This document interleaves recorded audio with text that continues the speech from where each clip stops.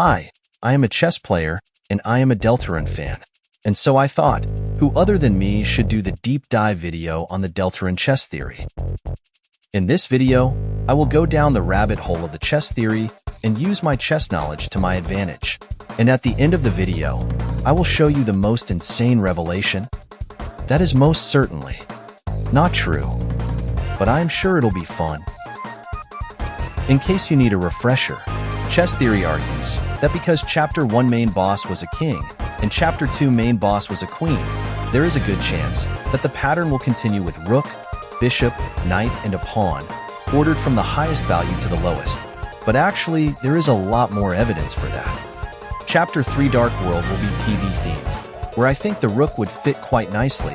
One of the most popular guesses where the Chapter 4 Dark Fountain could be is the church, and there is a character in Deltarune called the Roaring Knight, who is going to be, as far as we know, a major antagonist. And since Toby's original plan was to release Chapters 3, 4, and 5 together, it would make sense if at the end of Chapter 5 would be the long-awaited confrontation with the Knight. And to top it all off, Deltarune theme of light and dark is pretty similar to chess's white versus black. The theory has some other parts. For example, that the king's and queen's behaviors were quite similar to their respective pieces, or that, at the end of the game, we will fight with our own light pieces against a mastermind who has a dark pieces.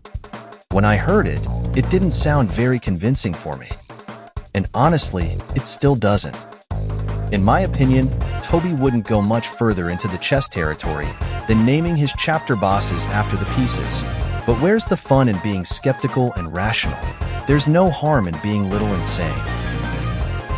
And now, let's begin. I'll start with comparing chess pieces to the chapter bosses one by one, to find out how actually similar are they to the ones we know, and what will they foreshadow about those we know nothing about. Let's start with the king. King. The chess piece has an infinite value, since you lose the game when he gets mated. Because of that, he spends most of the game behind his pawns, using his subordinates to fight instead of him. Only in the endgame, when there are just a few pieces left on the board, does he dare to come out of his shelter and join the fight. But it takes a lot of time, since he can move just one square per turn. I must say, the Spade King's behavior shares quite a bit of similarities with what we have just discussed. Letting his troops fight instead of him? Check. Taking action only in the end of the game? Check. Taking one step at a time? Check. Getting checked? Check. With king out of the way, it is time for queen. Queen is very agile and moves all over the place. That seems to check out. She's pushing her peon, aka Noelle, into becoming a knight. Well, that is more of a rook's job, but there's no denying that queen can do that as well. There is one thing I want to point out though. Specifically, that queen does appear at the very start of the chapter. It's true that the chess queen can move out on the second turn already. However, it's generally recommended to develop your minor pieces, aka knights and bishops first. Despite this minor flaw, queen is almost as good match for the queen as the king is for the king. And now, let's do some speculation, starting with the rook. The rook is a piece that can move horizontally and vertically, but can't move diagonally. Rooks are usually developed the last, and they truly shine in the endgame. It is said that rooks love open files, and also that they are the happiest on the 7th rank. I must say, rook gave me probably the hardest time thinking about how it should be integrated into the game. And it's because the rook is just very simple. It moves up, it moves down, and it moves sideways. That's it. However, I still have a few guesses regardless of that. My first guess is that, since rook's relative value increases, the fewer the pieces are on the board, maybe we will fight the rook several times, and each time, they will be stronger. My second guess is that, because rook can move only in straight lines, then maybe they will see only what's in front of them, and won't be able to see what's on their sides. And maybe that was an important part of that cut sneaking section, which was supposed to be in Chapter 3. The next piece we will discuss now is a bishop. Bishop is a piece that can move only diagonally. They are most effective in open positions. It is said that even though bishop is equally strong as knight, bishop pair is stronger than pair of knights. I am not a subscriber to the theory that there will be 2 rooks, 2 bishops, and 2 knights, but I think there is a good chance that there will be in fact 2 bishops. The reason is that unlike rooks, knights, and pawns, the 2 bishops aren't exactly the same. You have a light squared bishop and a dark squared bishop, and one really can't substitute for the other. I think there are a lot of possibilities how to make this relationship between the 2 bishop bosses for it to be interesting. Maybe each of them would be able to move just to some places, and there wouldn't be a single place where they could be together. Other possibility is that we will be forced to fight each of them separately, because when together, their attacks would be unavoidable. There are definitely other ways how Toby could spin this, and I won't be going through all of them, but I think there's a good chance that there will in fact be a 2 bishops in Chapter 4. Let's call this mini-theory, a bishop pair theory. And now it's time for my favorite piece in chess, the knight. Unlike the rook and the bishops, the Roaring Knight will probably not be new character, but instead, someone we know already. Because of that, I won't be trying to determine their characteristics. Instead, I will be trying to find out who is the most likely candidate for the Roaring Knight. Knight's movement in chess is quite strange. He always moves 2 squares straight and 1 square to the side, forming a shape that resembles a letter L.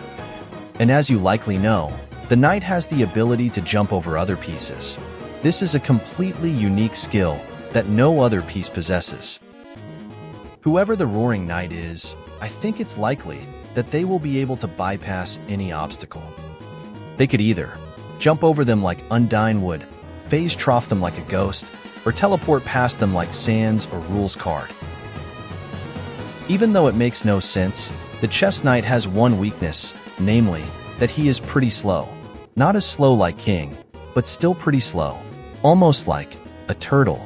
So if you are a fan of Alvin or Oberon Smog being the Roaring Knight, here's some evidence for you. But there is one other thing I want to talk about. As you may know, the Roaring Knight is associated with knives. And let me ask you, what is the signature move of the knight in chess? That's right, it's a fork. So what if? What if is the Roaring Knight using knife and fork as his weapons? I will call this mini-theory a fork theory. The last chess piece we haven't covered yet is the pawn. I know it's a popular belief that the pawn will be in fact the discarded vessel, but considering that we know literally nothing about Chapter 6, I think it's too early for us to say who the pawn is. Thankfully, the pawn is by far the most specific chess piece, with a lot of very interesting characteristics. Just think about it. An existence whose only purpose is to move forward to its grand goal of obtaining a great power. Only reason? Why would it go out of its way is to kill, and if you want to stop it, then you have to face it head-on. Sounds pretty compelling, doesn't it? Also, I want to see how the in-passant rule will be integrated into all of this. But that's not into our analysis. No. The chess theory argues that the boss of Chapter 7 won't be really a chess piece, but the one who's playing the game against us. But before we can determine who that is, we will have to build our own set of pieces. I think that 16 pieces is too much, and so I will just copy the pieces of the opponent. That means we'll have a king, a queen, a rook, 2 bishops, a knight, and a pawn. And now, let's replace them with characters. I'll start with the simple ones. Birdley will be our knight, because he has very knight-like armor, and there are some parallels between him and Undyne, who is also a knight. Our light squared and dark squared bishops will be Asriel and Ralsei. They are literally light and dark versions of each other. Also, Asriel is very religious and Ralsei uses healing prayer. Even though Susie is labeled as knight in the menu, I think queen suits her better. She is a girl and a strongest member on our team in terms of pure fighting power. I have no idea who could be the rook, so I'll just put Des here.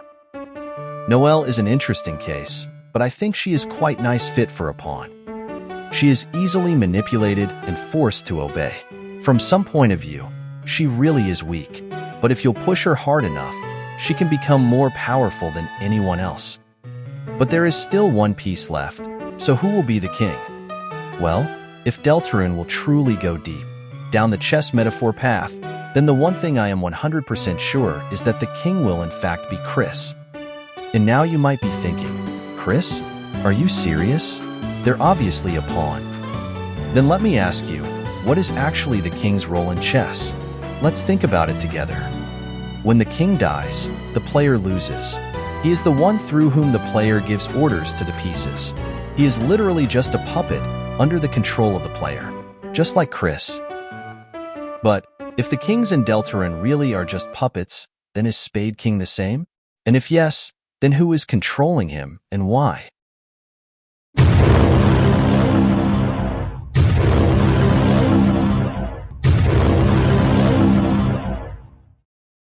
Oh no. Wait, that can't be right. Or can it? The crown, that can control any disc-shaped form of life, is a joke? But one of the main themes of Deltarune is about freedom and control, and Toby has a history turning seemingly meaningless jokes into a plot-relevant abilities. But Rule's card obviously isn't the one we're playing against, right? I mean, he is so stupid. Wait, was it all just an act? Was he playing some kind of four-dimensional chess this whole time? Was he playing chess with rules that only he, the Rules card, can understand? Oh my god, Rules card isn't the Roaring Knight. Rules card is Gaster. He literally spelled it out for us. The Tale of Rules card and the Three Heroes. Calm down, calm down. This theory is obviously not true. But just for the case that it is in fact true, I will call it the puppet government theory. Okay, before I end the video, I want to talk about one chess theme. The theme of sacrifice. And I am not talking about a queen's sacrifice with the goal of delivering a checkmate, gaining an advantage, or sometimes to gain absolutely nothing. But I am talking more about a simple exchange of pawns. From certain point of view, even if you exchange your pawn for a queen, it's still a sacrifice. And the worst part is that it's completely unavoidable. Because if you are playing a game of chess, you can't expect to win without any sacrifices. So maybe, if Deltarune is truly like chess, then maybe we'll have to sacrifice someone for the others to be able to win. So, what is your favorite theory? The simple and relatively believable bishop pair theory? A total joke called a fork theory? The totally insane puppet government theory? Or the dark and unsettling sacrifice theory? Make sure to let me know in the comments. Like and share if you enjoyed the video, and if you want to see more Deltarune content, then make sure to click that subscribe button on. And with that, I am all done. Goodbye.